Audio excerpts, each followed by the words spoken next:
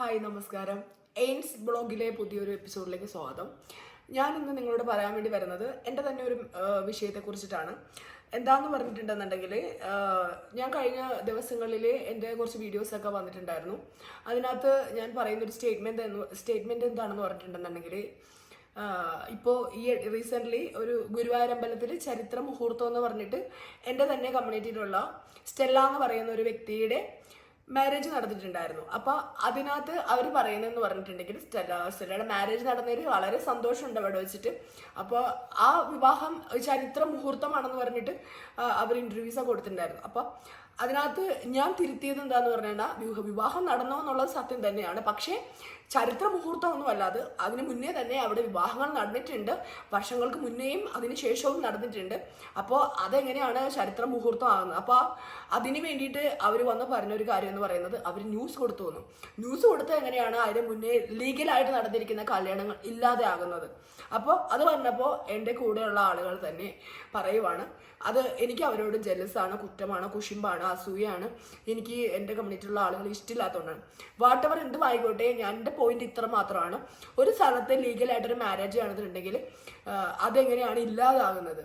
അവിടെ നടന്ന കാര്യം നടന്നത് തന്നെയാണ്, അതില്ലാതെയൊന്നും ആകുന്നില്ലല്ലോ. അപ്പോൾ ആ ഒരു കാര്യത്തെക്കുറിച്ച് ഞാൻ ചൂണ്ടിക്കാണിച്ചു. എനിക്ക് അതിനകത്ത് അത് തെറ്റാണോ തിരുത്തണം. കാരണം നമ്മൾ ഒരു കാര്യത്തിന് വേണ്ടിയിട്ട് ഒരു സ്ഥലത്ത് ഒരു സംഭവം നടന്നിട്ടുണ്ടെന്നുണ്ടെങ്കിൽ അതിന് ശേഷമാണ് പിന്നീടുള്ള കാര്യങ്ങൾ നടന്ന് അവർ പത്രസമ്മേളനം നടത്തുകയോ എന്തെങ്കിലും കാര്യം നടന്നാൽ അതിൻ്റെ പുറകെ ആളുകൾ വന്ന് പറയും, ഞങ്ങളുടെ കയ്യിൽ എവിഡൻസ് ഉണ്ട്, ഇതുണ്ട് എന്ന് പറഞ്ഞ് കാണിക്കാൻ വില്ലിങ് ആണെന്നുണ്ടെങ്കിൽ അവർ ആ തെറ്റ് തിരുത്താൻ തയ്യാറാകണം. അത് തിരുത്താതെ അവർ വേറെ ആളുകളെ കൊണ്ട് ഇൻഫ്ലുവൻസ് ആയിട്ട് അവർ വീണ്ടും ആ തെറ്റ് തന്നെ സംസാരിച്ചുകൊണ്ടിരുന്ന വീണ്ടും അവർക്കുള്ള എവിഡൻസ് ആയിട്ട് ഞാൻ വന്നുകൊണ്ടേയിരിക്കും, ഞാൻ സംസാരിച്ചുകൊണ്ടേയിരിക്കും. അത്രേ ഉള്ളൂ.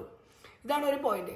അപ്പോൾ അതിന് മറുപടി ആയിട്ട് ഒരാൾ പേര് ഞാൻ പറയാം, മനു ജെബിൻ എന്ന് പറയുന്ന ഒരു ഗേ ആയിട്ടുള്ളൊരു കമ്മ്യൂണിറ്റിയാണ്. എനിക്കറിയില്ല, കണ്ടിട്ടില്ല, പുതിയതാണെന്ന് തോന്നുന്നു. അപ്പോൾ ആ പുള്ളിക്കാരൻ വന്നിട്ട് എനിക്ക് വേണ്ടിയിട്ട് എനിക്കെതിരെ ഒരു സ്റ്റേറ്റ്മെൻറ്റ് പറഞ്ഞിട്ടുണ്ട്. ഒന്നാമത്തെ സ്റ്റേറ്റ്മെൻറ്റ് എന്ന് പറയുന്നത്, ഞാൻ രഹസ്യമായിട്ട്, അപ്പം ഞാൻ കേൾപ്പിച്ചു തരാം, നോണയല്ല.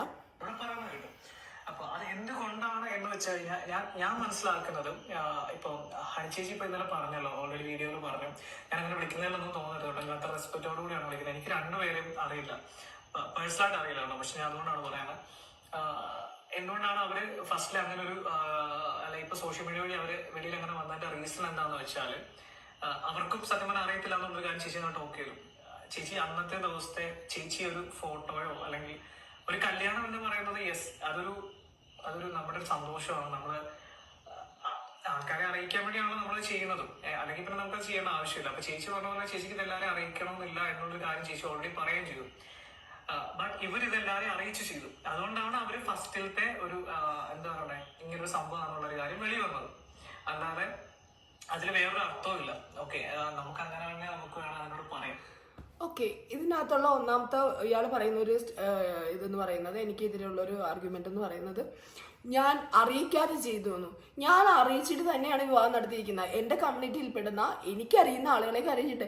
ഒന്നാമത്തെ കാര്യം എന്ന് പറഞ്ഞാൽ, എനിക്ക് എൻ്റെ കമ്മ്യൂണിറ്റിയിൽ പെടുന്ന എല്ലാവരോടും കമ്മ്യൂണിക്കേഷൻ ചെയ്യാറില്ല. ഞാൻ എല്ലാവരോടും കമ്മ്യൂണിക്കേഷൻ ചെയ്യാറില്ല, ഫ്രണ്ട്ഷിപ്പ് വെക്കാറില്ല. അങ്ങനെ അവരോട് എല്ലായിടത്തും ഇങ്ങനെ നടന്ന എല്ലായിടത്തും നിങ്ങൾക്കറിയാം, എൻ്റെ അക്കൗണ്ട് എടുത്ത് നോക്കിയാൽ തന്നെ അറിയാം, ഞാൻ എല്ലാവരുടെയും ഫംഗ്ഷൻസിന് പോകാറില്ല, എല്ലാവരുടെ അടുത്തും അത്രത്തോളം അറ്റാച്ച്മെൻറ്റ്സ് വെക്കാറില്ല.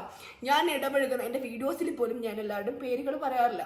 കാരണം എനിക്ക് എൻ്റെ കമ്മ്യൂണിറ്റിയുടെ ഭാഗത്തുനിന്ന് എൻ്റെ വീഡിയോസിൻ്റെ അടിയിലാണേലും, എനിക്കിപ്പോൾ വരുന്ന ഇത്തരത്തിലുള്ള ആർഗ്യുമെൻറ്റ്സ് ആണേലും, മുന്നേ നടന്നുള്ള ആർഗ്യുമെൻറ്റ്സിലാണേലും എനിക്കെതിരെ തെറ്റായ സ്റ്റേറ്റ്മെൻറ്റ്സ് അല്ലെങ്കിൽ അലിഗേഷൻസേ വന്നിട്ടുള്ളൂ. അപ്പം എനിക്ക് ഇതിനെക്കുറിച്ച് അറിയാത്ത കാര്യങ്ങൾ ആര് സംസാരിച്ചാലും എനിക്കെതിരെ പബ്ലിക് ഇതുവരെ അങ്ങനത്തെ തെറ്റായിട്ടുള്ള ഒരു അലിഗേഷൻസും പറഞ്ഞിട്ടില്ല. എനിക്കെതിരെ എൻ്റെ കമ്മ്യൂണിറ്റി ട്രാൻസ്മുൻസുമായിട്ടുള്ളവരും ഈ ഗേ കമ്മ്യൂണിറ്റിയിലുള്ള ആളുകളും, ഗേ കമ്മ്യൂണിറ്റിയിലുള്ള എല്ലാവരും അല്ല, ചില ആളുകൾ, ഇങ്ങനെയുള്ള ചില ആളുകൾ തന്നെയാണ് തെറ്റായ ആർഗ്യുമെന്റ്സോ അല്ലെങ്കിൽ അലിഗേഷൻസ് പറയുന്നത്. എനിക്ക് അതുകൊണ്ട് ഞാൻ അവരോട് ഒരു രീതിയിലുള്ള കമ്മ്യൂണിക്കേഷനും ചെയ്യാറില്ല, ഞാൻ ഇങ്ങനെയുള്ള ഫംഗ്ഷൻസിന് വിളിക്കാറില്ല. പിന്നെ രണ്ടാമത്തെ പോയിന്റ് എന്ന് പറഞ്ഞാൽ, എൻ്റെ മാരേജ് നടന്നത് കോവിഡ് സമയത്താണ്. കോവിഡ് സമയത്ത് നടന്നതുകൊണ്ട് എല്ലാത്തിനും റെസ്ട്രിക്ഷൻസ് ഉണ്ടായിരുന്നു. വിളിക്കുന്ന കാര്യത്തിൽ ആയാലും പോകുന്ന കാര്യത്തിനായാലും ലിമിറ്റേഷൻസ് ഉണ്ടായിരുന്നു. അതുകൊണ്ടാണ് അധികം ആളുകളെ വിളിക്കാതിരുന്നത്. എന്ന് വെച്ചിട്ട് ലീഗലായിട്ട് നടന്നൊരു വിവാഹം അവിടെ നടന്നിട്ടില്ല എന്ന് പറഞ്ഞിട്ട് ഒരു ചരിത്ര വിവാഹം ആകുന്ന എങ്ങനെയാണ്? ഒരുപാട് ആളുകളെ വിളിച്ചു എന്ന് പറഞ്ഞിട്ട്, അപ്പോൾ ഒരുപാട് ആളുകൾ നടന്നൊരു വിവാഹമേ ആവുള്ളൂ. ഇത് ഒരുപാട് ആളുകളെ അറിയിച്ച വിവാഹമേ ആകത്തുള്ളൂ. അല്ലാതെ ചരിത്ര വിവാഹമൊന്നും ആകാൻ പോകുന്നില്ല. ലീഗലി രജിസ്റ്റർ ആയ വിവാഹമൊന്നും പോലും ഇവർക്ക് പറയാൻ പറ്റത്തില്ല. കാരണം ലീഗലായി രജിസ്റ്റർ ആയിട്ടുള്ള വിവാഹങ്ങൾ അവിടെ നടന്നിട്ടുണ്ടെങ്കിൽ എങ്ങനെയാണ് ഇത് ചരിത്ര വിവാഹമാകുന്നത്? തെറ്റാണെന്ന് പറഞ്ഞു. അതാണ് എൻ്റെ ഒന്നാമത്തെ പോയിന്റ്. പിന്നെ രണ്ടാമത്തെ പോയിന്റ് എന്ന് പറയുന്നത് ഈ പുള്ളിക്കാരൻ പറയുന്ന വേറൊരു കാര്യം. പുള്ളിക്കാരൻ എന്ന് പറയുന്നതുകൊണ്ടൊന്നും വിചാരിക്കരുത് കേട്ടോ. കാരണം എനിക്ക് അറിയില്ല, മനുവിനെ ഞാൻ പുള്ളിക്കാരൻ വിളിക്കുന്നുണ്ട് വിചാരിക്കരുത്. അപ്പൊ ഇതിൽ വേറൊരു സംഭവം ഇല്ല കേട്ടോ.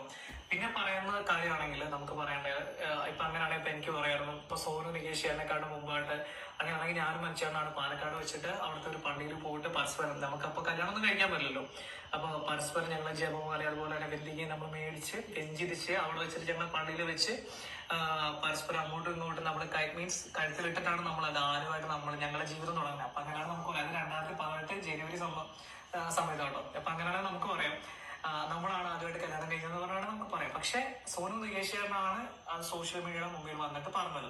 അപ്പൊ ബിക്കോസ് അവരാണ് ഇവർ പറയുന്ന എല്ലാത്തിനും സോഷ്യൽ മീഡിയയുടെ മുന്നിൽ വന്ന് പറഞ്ഞു. സോഷ്യൽ മീഡിയയുടെ എനിക്കറിയില്ല സോനു നികേഷ് എന്ന് പറയുന്ന ആ ഒരു ചേട്ടന്മാരെയും എനിക്കറിയില്ല. അവർ ലീഗലായിട്ടാണോ മാരേജ് ചെയ്തെന്ന് പോലും അറിയില്ല. എനിക്ക് അവരെ കുറിച്ച് ഇവിടെ സംസാരിക്കാനും താല്പര്യമില്ല. ഇവിടെ ഇല്ലാത്തൊരു വ്യക്തികളെ കുറിച്ചിട്ട് സംസാരിച്ചിട്ട് ഒരു അലിഗേഷനിലോട്ടോ അല്ല ഒരു തെറ്റായ ഒരു ആർഗ്യുമെന്റിലോട്ടോ പോകാൻ എനിക്ക് താല്പര്യമില്ല. അവരെങ്ങനെയാണ് മാരേജ് ചെയ്തത് അതൊന്നും എനിക്കറിയില്ല.